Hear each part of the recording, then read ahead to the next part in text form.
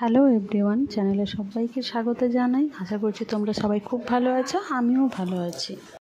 আজ চলে এসেছি আমার প্রেগনেন্সি জার্নির নতুন এক ভিডিওটি নিয়ে। তো এখন আমার 7 মাস চলছে আর আজ হচ্ছে 12 জুন। তো এখন আমি যাব আমাদের এখানে যে সুরক্ষা ডায়াগনোসিস রয়েছে সেখানে। তো আমাদের বুকিং আগে থেকেই করা রয়েছে, তো আশা করছি আমাদের বেশি লেট হবে না, তাড়াতাড়ি যেয়ে আমাদের টেস্টগুলো সব হয়েই যাবে। তাড়াতাড়ি বাড়ি ফেরার একটাই কারণ, এখন আমি খিদে খুব একটা সহ্য করতে পারছি না, খুব তাড়াতাড়ি খিদে পেয়ে যাই। তো এই জন্যই আমাদের আগে থেকে বুকিং করা। আমার মতো কারা এই প্রেগনেন্সি জার্নির মধ্যে দিয়ে যাচ্ছ এবং তোমাদের কত মাস চলছে অবশ্যই কমেন্টে আমাকে জানিও।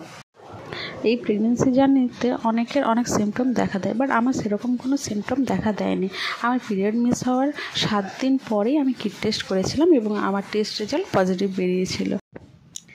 এই প্রেগনেন্সিতে আমি মিষ্টি জাতীয় খাবার ছাড়া মোটামুটি সব খাবারই খেতে পারতাম। খাবারের প্রতি আমার কোনো অরুচি ছিল না এবং খাবারের যে স্মেল লাগে সেটাও আমার ছিল না। আমার মাথা ঘোরাও ছিল না এবং পুরো প্রেগনেন্সি চলাকালীন আমার কোনো রকম ভমিটিংও হয়নি। তাই আমার এই জার্নিটা খুব ভালোভাবে আমি এনজয় করতে পেরেছি।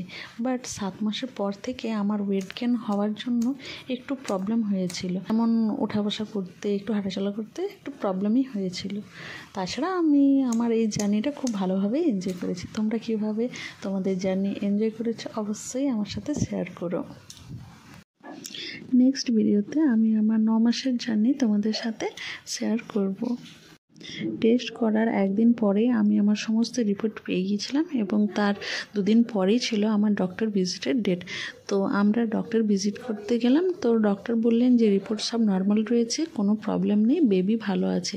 তার জন্য ডক্টর আমাকে বেশি মেডিসিন সাজেস্ট করেননি। আমার সেকেন্ড মান্থ থেকে ডক্টর আমাকে ক্যালসিয়াম আর আয়রনের মেডিসিন দিয়েছিলেন, সেগুলোই কন্টিনিউ করতে বলেছিলেন। 5 মান্থ থেকেই আমার বেবি বাম্প বোঝা যাচ্ছিলো যদিও, বাট 7 মান্থে বেবি বাম্প এতটাই ভালোভাবে বোঝা যাচ্ছিলো যে আমার ফ্যামিলির মোটামুটি সবাই বুঝতেই পারছিল যে আমার কোলে বেবি বয় না বেবি গার্ল আসতে চলেছে।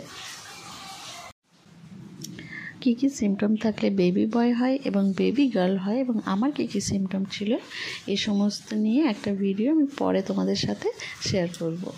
আমার এই ভিডিও যদি তোমাদের ভালো লেগে থাকে চ্যানেলটিকে সাবস্ক্রাইব করে অবশ্যই পাশে থেকো। আজকের ভিডিও এখান পর্যন্তই রাখছি, দেখা হবে খুব তাড়াতাড়ি নতুন একটা ভিডিও নিয়ে।